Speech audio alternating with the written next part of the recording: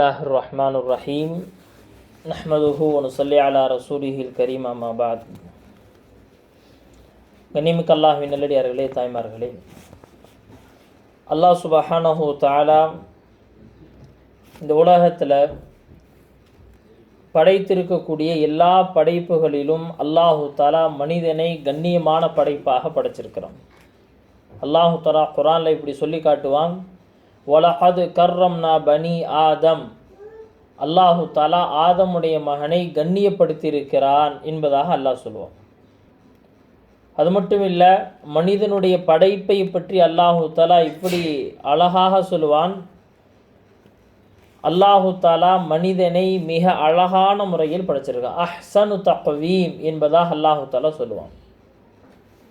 கண்ணியமிக்க அல்லாஹ்வின் நல்லடியார்களே, தாய்மார்களே, இவ்வளோ அழகான படைப்புக்கு அல்லாஹ் சுப்ஹானஹு தஆலா அறிவை கொடுத்து, இல்லை பிரித்தெறியக்கூடிய அறிவு, நல்லது தீயது அப்படின்னு சொல்லக்கூடிய இந்த பிரித்தெறியக்கூடிய இந்த அறிவை வைத்தும், அதே போல் கல்வி ஞானத்தை வைத்தும் அல்லாஹ் சுப்ஹானஹு தஆலா மனிதனை இன்னும் கொஞ்சம் அதிகமான சிறப்பிற்குரியனாக ஆக்கியிருக்கான். இவனுக்கு கொடுக்கப்பட்ட கல்வி ஞானத்தின் காரணமாகத்தான் மலக்குகள் இவனுக்கு சஜிதா செய்தார்கள். அந்தளவுக்கு அல்லாஹு தஆலா மனிதனை எல்லா படைப்புகளிலும் அஷ்ரஃபுல் மஹ்லூகாத் என்று சொல்லப்படக்கூடிய ஆக சிறந்த படைப்பாக அல்லாஹ் படைச்சு, இவனுக்குள்ள சிந்திக்கக்கூடிய திறமையை, சிந்திக்கக்கூடிய தன்மை அல்லாஹு தஆலா கொடுத்தான். அவ்வாறு சிந்திக்கக்கூடிய மனிதன் ஒவ்வொருத்தருடைய சிந்தனையும் ஒரு வித்தியாசமாக இருக்கும். எல்லாரும் ஒரே மாதிரி சிந்தனை கொண்டவர்களாக இருப்பார்களா அப்படின்னு கேட்டால் கண்டிப்பாக கிடையாது, நிச்சயமாக கிடையாது. மனிதர்களுடைய சிந்தனை அப்படிங்கிறது ஒவ்வொன்றும் ஒவ்வொரு விதமாகத்தான் இருக்கும். எனவே தான் ஒரே விஷயத்தில் பல கருத்துக்கள் வெளியே வரும். ஒரே விஷயத்தில் பல கருத்துக்கள் வெளியே வரும். ஒரு நாட்டுக்கு என்ன சட்டம் போடுறாங்களோ அதே சட்டத்தை இன்னொரு நாட்டில் கடைபிடிக்க முடியுமான்னு கேட்டால் முடியாது. அந்த கருத்தில் அவங்க வேறுபட்டு இருப்பாங்க. ஒரு குடும்பத்துடைய சட்டத்தை இன்னொரு குடும்பத்தோடு பொருத்தி பார்க்க முடியுமான்னு கேட்டால் இல்லை, வேறு குடும்பத்திற்கு உண்டான விதம் அது தனியாக இருக்கும். அவங்களுடைய சிந்தனை வேறு மாதிரி இருக்கும். இதே போல் நம்ம பார்க்குறோம், மதுஹபுகள் எடுத்துட்டோம்னு சொன்னால், ஒரு விஷயத்தில் ஒரு இமாம் ஒரு கருத்து சொன்னாங்கன்னா அந்த கருத்துக்கு கொஞ்சம் முரண்பட்டு இன்னொரு கருத்து வெளியே வரும். இப்படி நிறையா விஷயங்கள் இருக்கே, சிந்தனைகள் மனிதனுக்குள் அல்லாஹு தஆலா வைத்திருக்கிறான். இது இயற்கையாகவே இருக்கக்கூடிய ஒன்று. இந்த எல்லா மனிதர்களும் ஒன்றுபட்ட ஒரு கருத்தை சொல்கிறாங்க அப்படின்னு சொன்னால், ஒரே விஷயத்தில் இவர்கள் ஒன்றுபட்டிருக்கிறாங்க. நாம் வாழக்கூடிய இந்த உலகம் குழப்பம் நிறைந்திருக்கக்கூடிய உலகம் அப்படிங்கிற கருத்தில் எல்லாமே ஒன்றிணைஞ்சிருக்கிறாங்க. எங்கு பார்த்தாலும் நிம்மதியின்மை, எங்கு பார்த்தாலும் பிரச்சனைகள், எங்கு பார்த்தாலும் என்ன அப்படின்னு சொன்னால் ஒரே குழப்பமான சூழல்களை நாம் இன்றைக்கி சந்தித்து கொண்டிருக்கிறோம். இந்த நிலையில் நாம் நம்முடைய வாழ்க்கையை எப்படி மாற்றிக்கொள்வது, நம்முடைய வாழ்க்கையை எப்படி நிம்மதியாக சந்தோஷமாக மாற்றிக்கொள்வது அப்படின்னு சொன்னால், இதற்குண்டான ஒரே வழி நாம் குர்ஆனிலும் ஹதீஸிலும் மட்டும்தான் தேட முடியும். ஏன்னு சொன்னால், அல்லாஹு தஆலா மனிதனுக்கு கொடுத்திருக்கக்கூடிய இந்த உடல் இது எப்படிப்பட்டதுன்னு சொன்னால், இன்றைக்கு அறிவியல் ஆராய்ச்சி செய்கிறாங்க.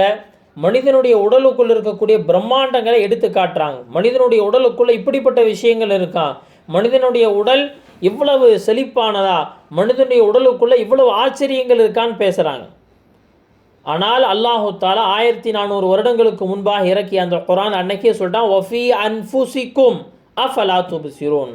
உங்களை கொஞ்சம் நீங்களே என்ன செய்யுங்கன்னு சொன்னால் யோசிச்சு பாருங்கள், உங்களுக்குள்ளே நீங்களே கொஞ்சம் சிந்தனை செய்து பாருங்கள். அஃபலா துப்சிரூன், இதையே நீங்கள் உற்று நோக்க மாட்டேங்கிறீங்க, இதையே நீங்கள் பார்க்க மாட்டேங்கிறீங்கன்னு அல்லாஹ் கேட்குறான். மனிதனுடைய உடலையும் அதே போல் வெளி உலகத்தையும் என்ன செய்வாங்கன்னா ஒப்பிட்டு பார்ப்பாங்க. மனிதனுடைய உடலுக்குள்ளே எதெல்லாம் இருக்கோ அதெல்லாம் வெளியில் இருக்குது, வெளியில் எதெல்லாம் இருக்கோ அதெல்லாம் மனிதனுடைய உடலுக்குள்ளே இருக்குது. அதற்கு சில உதாரணங்கள் நம்முடைய உலமாக்கள் சொல்லுவாங்க.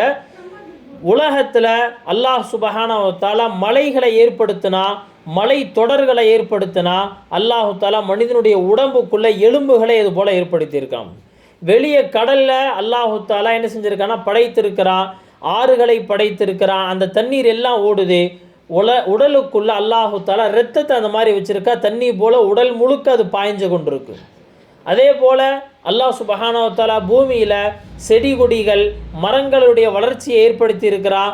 இதே போல் மனிதனுடைய உடலில் அங்கங்கே முடிகளுடைய வளர்ச்சியை ஏற்படுத்தினான்.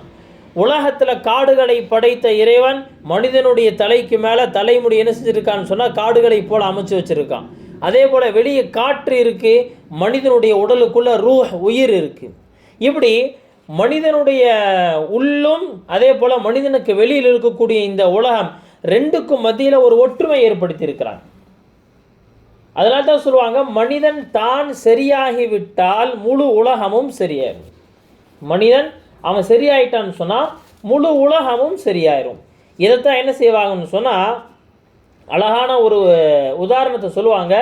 ஒரு ஸ்கூலில் ஒரு டீச்சர் என்ன செஞ்சாங்கன்னு சொன்னால், வேர்ல்டு மேப் உலக வரைபடத்தை எடுத்து நல்லா என்ன கிழிச்சிட்டாங்க. கிழிச்சு என்ன செஞ்சாங்கன்னு சொன்னால், ஒரு மாணவர்களுக்கு முன்னாடி போட்டுட்டு இதை எல்லாத்தையுமே மறுபடியும் முன்பு இருந்ததை போல் ஒன்று சேர்த்துங்க அப்படின்னு.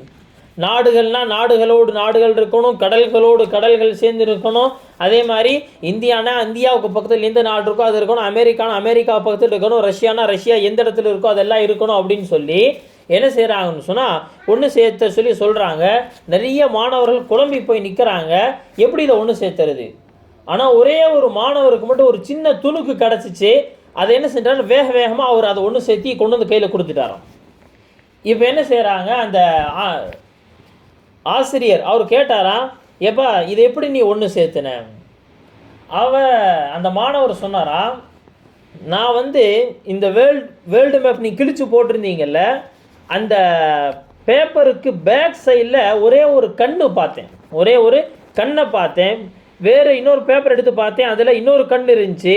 இப்படியே நான் என்ன செஞ்சேன்னு சொன்னால், மனிதனுடைய உடல் உறுப்புகளை ஒவ்வொன்றா சேர்க்க ஆரம்பித்தேன்.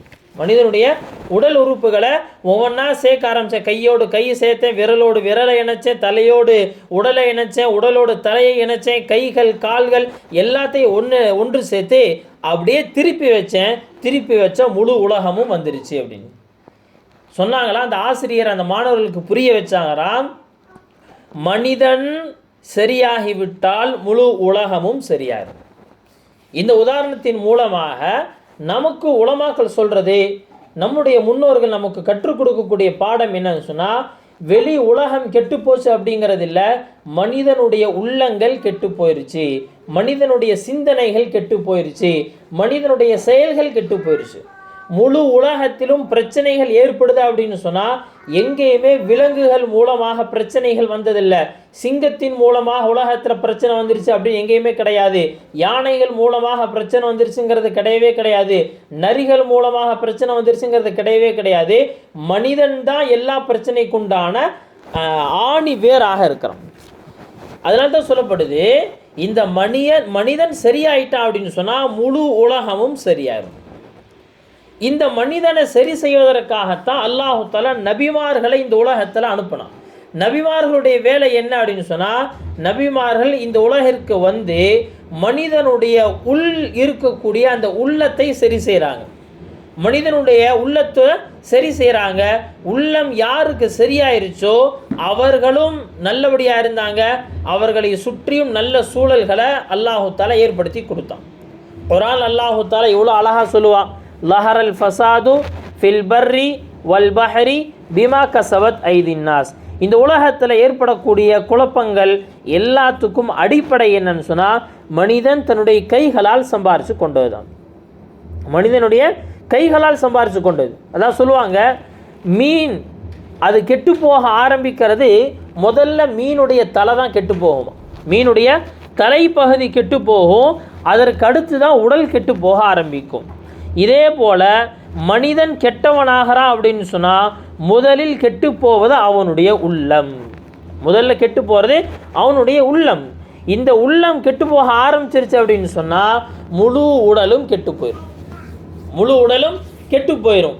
இன்னும் மெடிக்கலி நம்ம புரிகிற மாதிரி சொல்கிறதா இருந்தால் என்ன செய்யலாம், மனிதனுடைய உடல் அசைவுகள் எல்லாத்துக்குமே அடிப்படை என்ன அப்படின்னா அவனுடைய ஹார்ட் பீட்.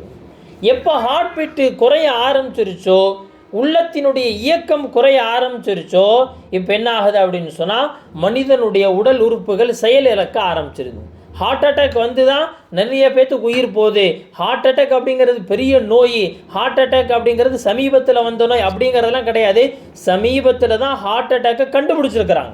இந்த அட்டாக்கை கண்டுபிடிச்சது இப்போ தான். இதற்கு முன்னாடியும் மனிதனுக்கு அப்படி தான் ஏற்பட்டுச்சு.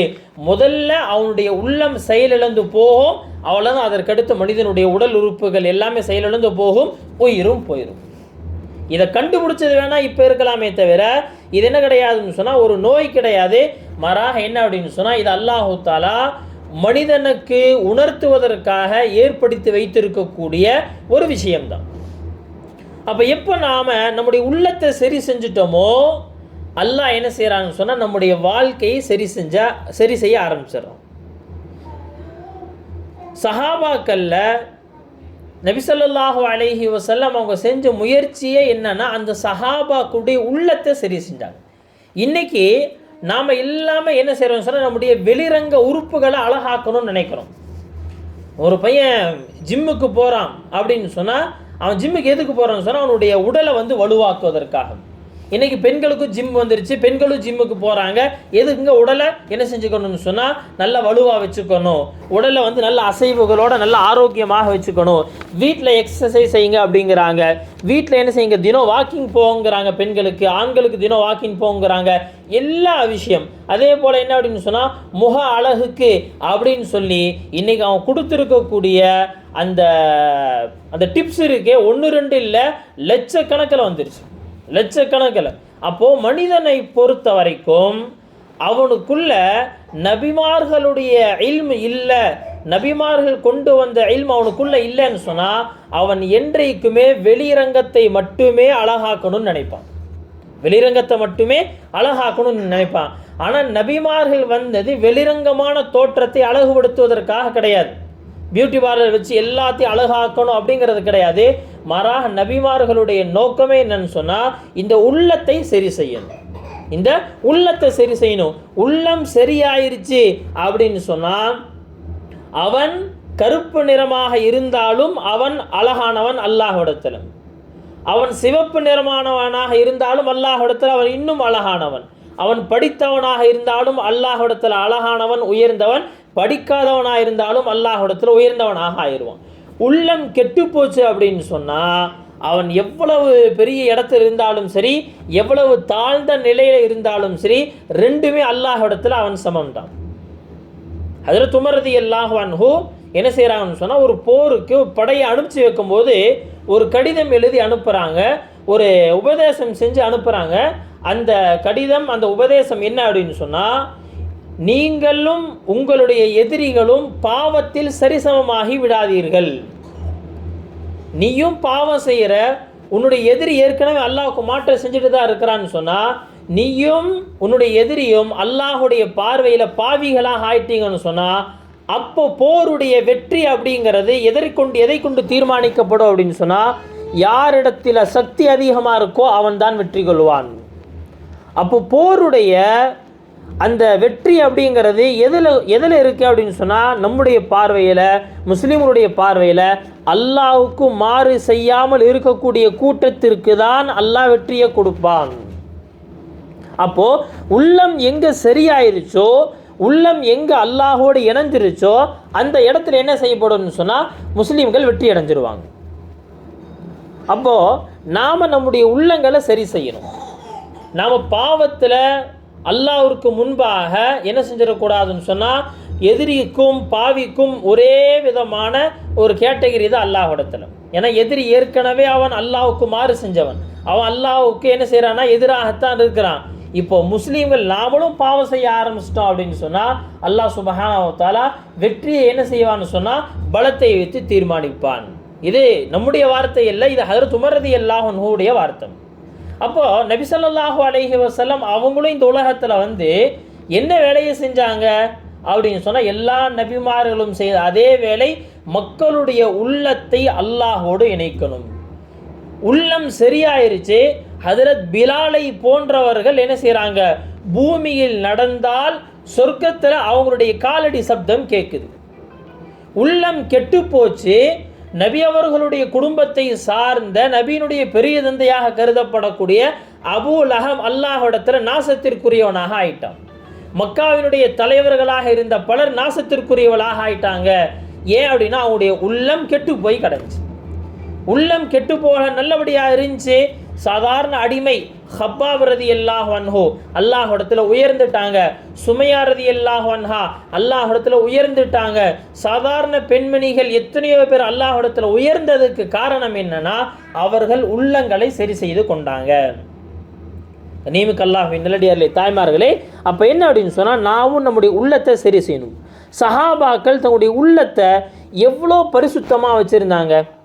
எங்கள் உள்ளம் பரிசுத்தமாக இருந்ததுக்குண்டான அடையாளம் என்ன தெரியுமா? நாம் மற்றவர்கள் மீது என்ன செய்வோம்னா இரக்கம் உள்ளவர்களாக நடந்து கொள்வோம், மற்றவர்களுக்கு உபகாரம் செய்வோம், மற்றவர்கள் மீது நல்ல எண்ணம் கொள்வோம்.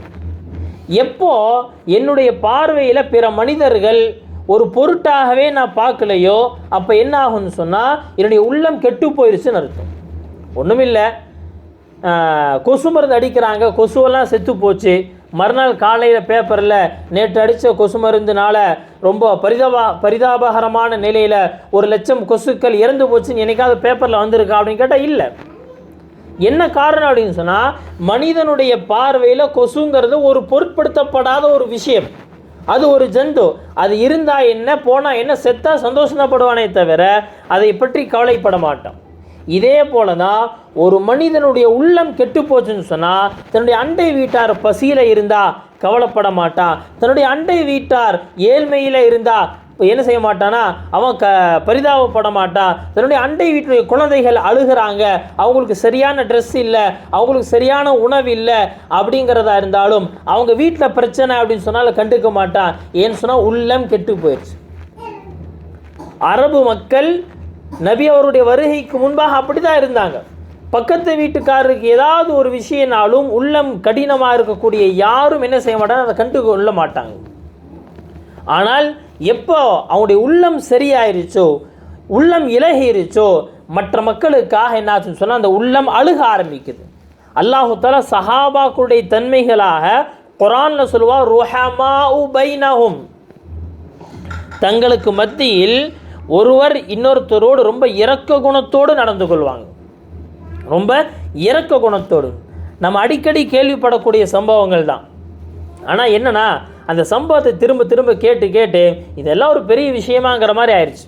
ஒரு சஹாபியுடைய வீட்டில் ஆடை இருக்கிறாங்க, ஆட்டுடைய தலை அவங்கள வீட்டுக்கு கிடைக்குது. என்ன செய்கிறாரு, தன்னுடைய பக்கத்து வீட்டு நண்பருக்கு கொடுத்து விடுறாரு. அவர் என்ன செய்கிறாரு, அவருடைய பக்கத்து வீட்டு நண்பருக்கு அப்படியே கொடுக்குறாரு. இப்படியே ஒரு ஆட்டுத்தலை 7 வீடுகளையும் சுற்றி கடைசியாக யார் கொடுத்தாரோ அவருடைய வீட்டுக்கே வந்து சேர்ந்துருச்சு. ஒவ்வொருத்தரும் என்ன நினப்பில் கொடுத்தாங்க, நான் சாப்பிடாட்டியும் பரவாயில்லைங்க, என்னுடைய பக்கத்து வீட்டுக்காரர் சாப்பிட்டோம், என்னுடைய அந்த நண்பர் சாப்பிடட்டும் அப்படின்னு நினச்சாங்க. அந்த தலை எல்லா வீட்டையும் சுற்றி எங்கு கிளம்புச்சோ அதே இடத்துக்கு வந்து நின்றுச்சு. அபூ தல்ஹா ரலியல்லாஹு அன்ஹு அவங்களுடைய சம்பவம் இன்னும் பிரபல்யமான சம்பவம். வீட்டுக்கு நபி அவர்களுடைய விருந்தாளியை கூட்டிகிட்டு வர்றாங்க. சாப்பாடு ஏதாவது இருக்கான்னு கேட்குறாங்க. எதுவுமே இல்லை, குழந்தைகளுக்கு மட்டும்தான் சாப்பாடு இருக்குது. குழந்தைகளை தூங்க வச்சுட்டு விருந்தாளி சாப்பிடும்போது என்ன செய்ய, விளக்கு அணைச்சிரு, சரி செய்கிற மாதிரி போய் விளக்கு அணைச்சிரு, விருந்தாளி சாப்பிட்டு போயிருட்டும் அப்படின்னு இரவில் நடந்த இந்த சம்பவம் அல்லாஹு தஆலா என்ன செஞ்சா, அந்த சஹாபாக்களை புகழ்ந்து சொல்கிறான், வயூசிரூன அலா அன்ஃபுஸிஹிம் வலவ் கான பிஹிம் ஹஸாஸா, தனக்கு ஏழ்மை இருந்தாலும் என்ன செஞ்சாங்கன்னா பிறரை முற்படுத்தினார்கள், பிறருக்கு முன்னுரிமை கொடுத்தாங்க, பிறரை வாழ வைக்கணும்னு நினச்சாங்க. கண்ணியமிக்க அல்லாஹ்வின் நல்லடியார்களே, அது மட்டும் இல்லை, ஹஜ்ரத் அபூபக்கர் ரலியல்லாஹு அன்ஹு அவங்களுடைய கையில் ஒரு நாள் ஒரு பெரிய லிஸ்ட் இருக்குது. ஹஜ்ரத் உமர் ரலியல்லாஹு அன்ஹு பார்க்குறாங்க. பார்த்தா யாருன்னு சொன்னால் அது எல்லாமே அங்கே இருக்கக்கூடிய மதீனாவினுடைய சீனியர் சிட்டிசன், அதாவது ரொம்ப வயது முதிர்ந்தவங்க. அவங்களுடைய லிஸ்ட் இருக்குது, அவங்களுடைய பேர், அவங்களுடைய அட்ரஸ்ஸு, பக்கத்தில் இந்தந்த குடும்பத்துக்கு யார் யார் பொறுப்பெடுத்திருக்கிறா அப்படின்னு அந்த பொறுப்புதாரிகளுடைய பேரெல்லாம் எழுதியிருக்கு. அதில் ஒரே ஒரு வீட்டுடைய பேர், அட்ரஸ் இருக்குது, ஆனால் இந்த வீட்டுடைய பொறுப்பாளர் யாருங்கிறது எழுதலை. அதோட உமர் பார்த்தாங்களாம், பேசாமல் இதை நம்ம பொறுப்பு எடுத்துக்க வேண்டியதா அப்படின்னு செய்கிறாங்க. மறுநாள் காலையில் அந்த இடத்துக்கு போகிறாங்க, போய் கதவு தட்டுறாங்க. கதவு தட்டி யாருன்னு கேட்குறாங்க. இந்த மாதிரி உங்களுடைய வீட்டுக்கு உங்களுடைய தேவைகளை பூர்த்தி செய்கிறதுக்காக நான் வந்திருக்கிறேன் அப்படின்னு சொன்னால, ஏற்கனவே ஒருத்தர் செஞ்சு முடிச்சுட்டு போயிட்டாரு அப்படின்னு, ஏற்கனவே செய்து முடிச்சுட்டு போயிட்டாரு. யார் அது? அவர் அப்படின்னு கேட்டப்போ, யாரெல்லாம் தெரில, ரொம்ப காலமாக வந்துட்டு இருக்கிறாரு, அவர்கிட்ட நானும் பேர் கேட்டதில்லை, அதே போல் அவரும் பேர் சொன்னதும் இல்லை, வருவார், வந்து என்ன செய்வாருன்னு சொன்னால், உள்ளே போயிருங்க, பருதாவாயிருங்கன்னு சொல்லுவார், நாங்கள் உள்ளே போயிடுவோம், வீட்டுடைய எல்லா வேலைகளையும் முடிப்பார். அன்றைக்கி இருக்கக்கூடிய வீட்டுடைய வேலை ரொம்ப முக்கியமான வேலை அப்படின்னா ரெண்டு தான். ஒன்று வீட்டை கூட்டணும், இன்னொன்று வெளியிலேருந்து தண்ணியை கொண்டு வந்து வீட்டுக்குள்ளே கொடுக்கணும். இதுதான் ரொம்ப பெரிய வேலை அன்றைய காலத்தில். இந்த வேலையை செஞ்சு முடிச்சுட்டு போகும்போது கதவை தட்டிட்டு நான் போகிறேங்கிறத சிக்னல் கொடுத்துட்டு போயிடுவார். இப்படியே ரொம்ப காலமாக வந்துட்டு இருக்கிறார். அவ்வளோதான். இது வரைக்கும் நாங்கள் அவரை பார்த்ததும் கிடையாது, அவர் எங்களை பார்த்ததும் கிடையாது. கண்ணியமிக்க அல்லாஹ்வின் நல்லடிய தாய்மார்கள், யோசிச்சு பாருங்க, நீண்ட காலமாக இது நடந்துகிட்டு இருக்கு. ஹஜ்ரத் உமர் ரலியல்லாஹு அன்ஹு பார்த்தாலா, சரி மறுநாள் இந்த வேலையை நம்ம வந்து பூர்த்தி செஞ்சிடும் அப்படின்னு மறுநாள் தஹஜ்ஜுதுடைய நேரத்துக்கு வர்றாரு. வந்து கதவு தட்டி இந்த மாதிரி என்ன செய்யணும், உங்களுக்கு பணிவிடை செய்ய வந்திருக்கிறேன், வேலை முடிஞ்சிருச்சு போகலாம் அப்படின்ட்டாங்க. ஹஜ்ரத் உமர் ரலியல்லாஹு அன்ஹு பெரிய ஆச்சரியம், தஹஜ்ஜுதுடைய நேரத்தில் வர்றோம், இந்த நேரத்துலையும் கூட வந்து செஞ்சு முடிச்சிருக்கிறாருன்னு சொன்னால் அது யாராக இருக்கும், கண்டுபிடிச்சாகணும். மறுநாள் என்ன செய்கிறாங்கன்னா, இஷாவுடைய தொழுகைக்கு பிறகு என்ன செய்கிறாங்க, அந்த வீட்டுக்கு பக்கத்தில் ஒளிஞ்சு உட்காந்துட்டாங்க. யார் வர்றாங்கன்னு பார்க்கணும். நீண்ட நேரம் ஆயிடுச்சு, யாரை காணோம். நடுநிசி இரவில் என்ன செய்கிறாருன்னா, ஒருத்தர் மெதுவாக நடந்து வர்றாரு. அவர் நடந்து வர்றதை பார்த்தா எப்படி இருக்குன்னு சொன்னால், அவர் நடந்தாருன்னா பூமிக்கே வலிக்காதுங்கிற மாதிரி இருக்கும். அவ்வளோ மெதுவாக நடந்து வர்றாரு. வந்து வர என்ன செய்யறாங்கன்னா, ஹரத் உமர் ரலியல்லாஹு அன்ஹு பக்கத்தில் போய் கேட்டால், யார் நீங்கள் அப்படின்னு கேட்குறான். சொன்னாங்களா, அபூ பக்ர் அப்படின்னு சொன்னாங்க. அமீருல் முஃமினீன் நீங்களா அப்படின்னு. ஆமாம் நான் தான். இந்த அம்மாவுடைய வீட்டு வேலையை என்ன செய்கிறேன்னு சொன்னால், நான் தான் நீண்ட காலமாக பூர்த்தி செஞ்சுக்கிட்டு இருக்கிறேன் அப்படிங்கிற விஷயத்த சொன்னாங்க. கேட்டாங்களா, ஏன் காலில் செருப்பு கூட இல்லாமல் வந்துருக்கிறீங்களே. ரொம்ப நிசப்தமான நேரம், இரவு நேரம், நாம் நடந்து போகும் பொழுது செருப்பு போட்டேன்னு சொன்னால் அந்த சப்தம் அதிகமாக இருக்கும், மக்களுடைய தூக்கம் கெட்டு போயிடும்னு சொன்னாங்க. நியமிக்க அல்லாஹ்வின் நல்லடியார்களே தாய்மார்களே, யோசிச்சு பாருங்க, ஒரு அமீருல் முஃமினீன் அவர் இவ்வளோ இறங்கி வந்து என்ன செய்கிறாருன்னு சொன்னால், ஒரு வீட்டுடைய தேவையை பூர்த்தி செய்கிறாரு. அவர் என்றைக்குமே தான் செஞ்சேங்கிறத சொல்லவே இல்லை. அந்த இடத்துல அந்த லிஸ்ட்டில் தன்னுடைய பேரை கூட குறிப்பிட்டு வைக்கலை அப்படின்னு சொன்னால் எவ்வளவு பரிசுத்தமான உள்ளம். அது மட்டும் இல்லை, மற்றவங்களுக்கு உபகாரம் செய்யணுங்கிறதுல எவ்வளவு தீவிரமாக இருந்தாங்க. இதே போல் நம்ம பார்க்குறோம், நபி ஸல்லல்லாஹு அலைஹி வஸல்லம் அவர்களுடைய வம்சத்தில் வரக்கூடிய இமாம் ஜைனுல் ஆபிதீன் ரஹ்மத்துல்லாஹி அலைஹி, இவர்களை பற்றி சொல்லப்படுது. இமாம் ஜைனுல் ஆபிதீன் இவங்க இறந்த பிறகு இவருடைய ஜனாசாவை குளிப்பாட்டுறவங்க பார்க்குறாங்க, அவங்களுடைய வலது தோல் புஜத்தில் தழும்பு இருக்குது. வீட்டார் இடத்துல கேட்குறாங்களாம், இமாம் ஜைனுல் ஆபிதீன் ரொம்ப அழகாக இருப்பாங்க, ஆனால் இந்த தழும்பு எப்படி வந்துச்சு அப்படின்னு வீட்டார்கிட்ட கேட்டால் வீட்டார் எல்லாமே சொல்லிட்டாங்க, தெரியலையே, எப்படி வந்துச்சுன்னே தெரியல, இது வரைக்கும் நாங்கள் இந்த தழும்பை பார்த்ததே கிடையாது அப்படின்னு சொல்லி சொல்கிறாங்க. இப்போது என்ன விஷயன்னே தெரியல, அடக்கம் செஞ்சுட்டாங்க. 1 வாரம் 10 நாள் கழியுது. அதற்கு பிறகு முடமாக இருக்கக்கூடியவங்க, அதே போல் விதவைகள், ஏழைகள், எவர்களுடைய வீடுகளில் இருந்து அழக்கூடிய சத்தம் வருதான். அந்த இரவு நேரத்தில் வந்து எங்களுடைய தேவைகளை பூர்த்தி செய்து தண்ணீரை எடுத்து கொண்டு போயிட்டு வந்திருந்தாரே, அந்த மனிதர் எங்கே போனார் அப்படின்னு அவர்களுடைய தேவை பூர்த்தியாக்கப்படாமல் அழுக ஆரம்பிச்சிட்டாங்க.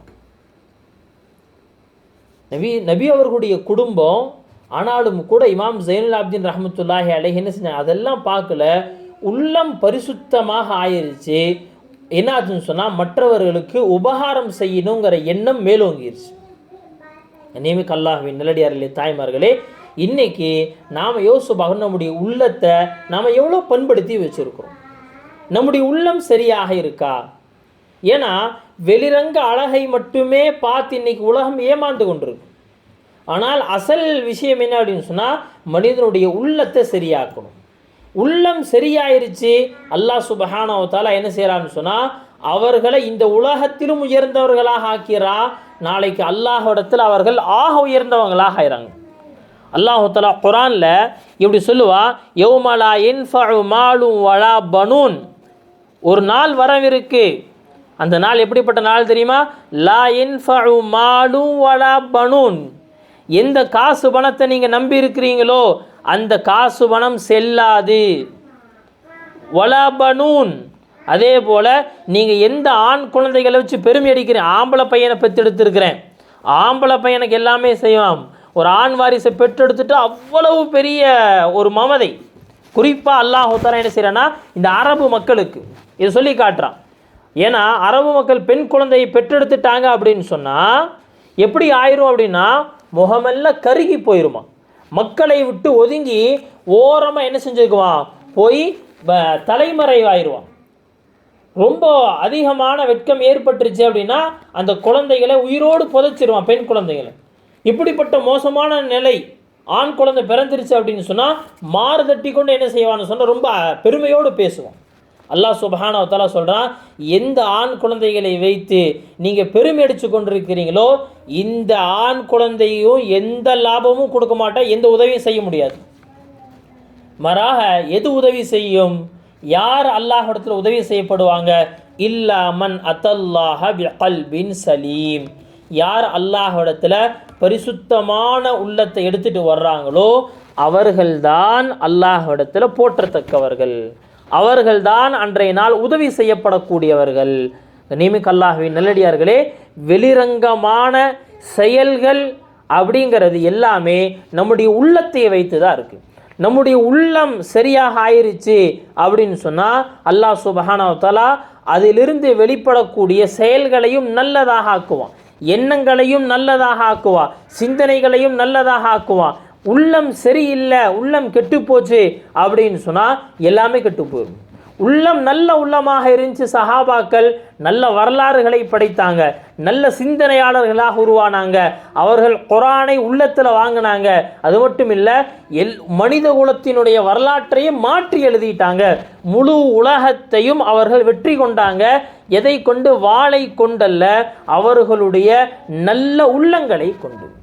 நியமிக்க அல்லாஹ்வின் நல்லடி தாய்மார்களே, அதனால் இன்றைக்கும் நம்ம இடத்துல விரும்பப்படக்கூடியது என்ன அப்படின்னு சொன்னால் நாம் நல்ல உள்ளம் கொண்டவர்களாக உருவாகணும். அல்லாஹ் தஆலா குர்ஆனில் சொல்லி காட்டுற மாதிரி நம்மை நாம் மாற்றிக்கொள்ளணும் அப்படிங்கிற முடிவு செய்யாத வரைக்கும் அல்லாஹ் நம்மையும் மாற்ற மாட்டான். உள்ளத்தை பற்றி நபி ஸல்லல்லாஹு அலைஹி வஸல்லம் இவ்வளோ அதிகமாக சொல்லுவாங்க. உள்ளம் இருக்கே இது கொதிக்கக்கூடிய சட்டியை போல, கொதிக்கக்கூடிய சட்டியை போல. இது என்னன்னா சில சமயத்தில் சாப்பாடு மேலே வரும், மேலே இருக்க சாப்பாடு கீழே போகுங்கிற மாதிரி உள்ளம் ஒரே நிலையில் இருக்காது, உள்ளம் மாறிக்கிட்டே இருக்கும். அதனால தான் சொல்லுவாங்க, நல்ல அமல் செய்யணுங்கிற எண்ணம் வந்துருச்சுன்னா உடனே செஞ்சுருங்க, ஏன்னா உள்ளம் கொஞ்ச நேரத்தில் மாறி போயிடும். செய்யலான்னு நினைப்போம், இல்லைப்பா கொஞ்ச நேரத்தில் செஞ்சிடலாம் அப்படின்னு நம்ம நினச்சிட்டு இருக்கும்போது செய்யறதுக்காக எந்திரிப்போமே, அந்த நேரத்தில் உள்ளம் கவுத்தி விட்டுரும் நம்மளை. வேணாம்ப்பா இது எதுக்கு செய்யணும், சதகா செய்யணுங்கிற எண்ணம் வருது, செய்யலாம், கொஞ்ச நேரம் பேசிட்டு எந்திரிக்கிறாங்க. எந்திரிக்கும் போது அட எதுக்கு செஞ்சுக்கிட்டு வேணாம், அப்புறம் பார்த்துக்கலாம், இப்போவே செய்யணுங்கிற என்ன அவசியம் இருக்குது, அப்புறம் செஞ்சுக்கலாமே, உள்ளம் உடனே மாறிடும். நபி ஸல்லல்லாஹு அலைஹி வஸல்லம் அதனால இப்படி ஒரு துஆவை செஞ்சாங்க, அல்லாஹும்ம ஹ்தி கல்பி, யா அல்லாஹ் என்னுடைய உள்ளத்திற்கு நீ நேர்வழி காட்டிக்கிட்டே இரு, யா அல்லாஹ் என்னுடைய உள்ளத்திற்கு நீ நேர்வழி காட்டிக்கிட்டே இரு. இன்னொரு துவா செய்கிறாங்க, அல்லாஹும்ம சப்பித் கல்பி அலா தீனிக், யா அல்லாஹ் என்னுடைய உள்ளத்தை தீனின் மீது நிலைக்கச் செய்வாயாக, தீனின் மீது நிலைக்கச் செய்வாயாக. அல்லாஹும்ம சப்பித் கல்பி அலா தீனிக். இதே இன்னொரு இதில் வருது, அல்லாஹும்ம சப்பித் கதமி அலா தீனி, யா அல்லாஹ் என்னுடைய பாதங்களை தீனின் மேலே ஸ்திரப்படுத்தி கொடு, உறுதிப்படுத்தி கொடு. அல்லாஹும்ம ஹ்தி கல்பி, என்னுடைய உள்ளத்தை என்ன செய்யணும் சொன்னால் நீ நேராக்கி கொடு. வசத்திது லிசானி, என்னுடைய நாவுகளை சரியானவற்றை பேசக்கூடியதாக ஆக்கி கொடு. உள்ளத்தையும் நாவையும் இணைக்கிறாங்க. உள்ளம் நல்லா இருந்தால் தான் நாக்கு நல்லது பேசும். உள்ளத்துக்குள்ளே கெட்ட எண்ணம் இருந்துச்சுன்னா எவ்வளோ நல்லது இருந்தாலும் அந்த நாவு கெட்டதைத்தான் பேசும். அப்போ என்ன அப்படின்னு சொன்னால் அடிப்படை நம்முடைய உள்ளத்தை சரி செய்யணும். நாம் நம்முடைய உள்ளத்தை சரி செஞ்சு கொண்டோம், இன்ஷா அல்லாஹ் நாம் என்ன செய்வோம்னு சொன்னால் நல்ல அமல்களில் உயர்ந்தவர்களாக ஆகும். நல்ல அமல்களில் உயர்ந்தவர்கள். குறைவான அமல் செய்தாலும் இவர்களுடைய உள்ளம் பரிசுத்தமாக இருக்குங்கிற காரணத்தினால அல்லாஹ் சுப்ஹானஹு வ தஆலா நன்மைகளை கூட்டி கொடுத்துருவாங்க, நன்மைகளை கூட்டி கொடுத்துருவான். அதுக்கு பேர் தான் நல்ல நீயத்துகள் அப்படின்னு சொல்லப்படுது. நல்ல உள்ளம் இருந்தால் தான் நல்ல நீயத்து வரும். நல்ல நீயத்து வந்துருச்சு, அல்லாஹ் சுப்ஹானஹு வ தஆலா என்ன செய்கிறான்னு சொன்னால் நம்முடைய நன்மைகளுடைய அந்தஸ்தையும் உயர்த்திக்கிட்டே போகிறோம். ஒரு மனிதருக்கு ஒரு அமல் செஞ்சால் 10 மடங்கு நன்மை, இன்னொரு ஹதீஸில் வருது 70 மடங்கு நன்மை, குர்ஆன் ஒரு ஆயத்து வருது 700 மடங்கு நன்மை, இன்னொரு ஆயத்தில் வருது இன்னும் அதிகமான நன்மை, இன்னொரு ஆயத்தில் வருது பி கைரி ஹிசாப், கணக்கே கிடையாது, அல்லாஹ் தஆலா அவ்வளோ கொடுப்பான். இது எல்லாத்துக்கும் பேஸ் அடிப்படை என்ன அப்படின்னு சொன்னால் இவருடைய உள்ளத்தில் இருக்கக்கூடிய எண்ணம். எண்ணம் எவ்வளோ பரிசுத்தமாக இருக்கோ அந்த அளவுக்கு நன்மையும் அதிகமாகும். உள்ளம் பரிசுத்தமாயிருச்சு அப்படின்னு சொன்னால் இந்த உலகத்திலையும் சந்தோஷமாக இருப்போம். ஏன்னா உள்ள பரிசுத்தம் அப்படின்னு சொல்லிட்டாலே எல்லாத்துக்கும் என்னன்னா இதெல்லாம் ஆகிரத்தில் தானே, ஆகிரத்தில் போய் பார்த்துக்கலாம், மௌத்தாகிற கடைசி நேரத்தில் என்ன செஞ்சுக்கலாம்னு சொன்னால் நம்மளுடைய உள்ளத்தை சரி செஞ்சுக்கலாம் அப்படின்னு நினைக்கிறோம், அல்லது வயசான பிறகு சரி செஞ்சுக்கலாம் அப்படின்னு நினைக்கிறோம். அப்படிலாம் கிடையாது. நாம் நம்முடைய உள்ளத்திற்கு எப்போவுமே கடிவாளம் போட்டுக்கிட்டே இருக்கணும். அப்படி போட்டு வச்சோம்னா முதல் லாபம் அல்லாஹ் இந்த உலகத்தில் நமக்கு நிம்மதியான சந்தோஷமான வாழ்க்கை கொடுப்பான். எவ்வளவு குழப்பங்கள் நிறைந்திருந்தாலும் சரி. சஹாபாக்கள், நபி ஸல்லல்லாஹு அலைஹி வஸல்லம், நபிமார்கள் எல்லா வரலாறையும் பாருங்க, ஒரு பெரிய சோதனைக்கு மத்தியில் வாழ்ந்தாங்க. ஆனால் உள்ளத்தில் ஒரு பெரிய அமைதி, ஒரு பெரிய நிம்மதி, சந்தோஷம் இருந்துச்சு. ஏன், என்ன காரணம்? அல்லாஹ் சுப்ஹானஹு வ தஆலா இதை சரி செய்து கொடுப்பான், அல்லாஹ் எனக்கு உதவி செய்வான், நான் மற்றவங்க மேலே நல்ல எண்ணம் வைக்கணும் அப்படிங்கிற அந்த விஷயம் இருக்கே, என்னாச்சு, அது போன்ற அமைதியை ஏற்படுத்தி கொடுத்துச்சு. அதனால் இன்ஷா அல்லாஹ் நாம் என்ன செய்யணும்னு சொன்னால் நம்முடைய உள்ளங்களை சரி செய்யணும். உள்ளத்தை சரி செய்த நிலையில் இன்ஷா அல்லாஹ் நாம் ரமதானை அடையணும். அந்த நிலையில் நாம் ரமதானை அடைஞ்சோம், கண்டிப்பாக அல்லாஹ் சுப்ஹானஹு வ தஆலா நம்முடைய ரமதானை ஆக உயர்ந்த ரமதானாக ஆக்குவா. அல்லாஹ் சுப்ஹானஹு வ தஆலா உளப்பரிசுத்தத்தை நமக்கு தந்து மௌத்து வரைக்கும் நம்முடைய உள்ளத்தை எல்லா விதமான கசடுகளை விட்டும், போட்டி பொறாமைகளை விட்டும், விரோதம் குரோதங்களை விட்டும் பாதுகாப்பானாக. வாஹிரு தஅவானா அல்ஹம்துலில்லாஹி ரப்பில் ஆலமீன்.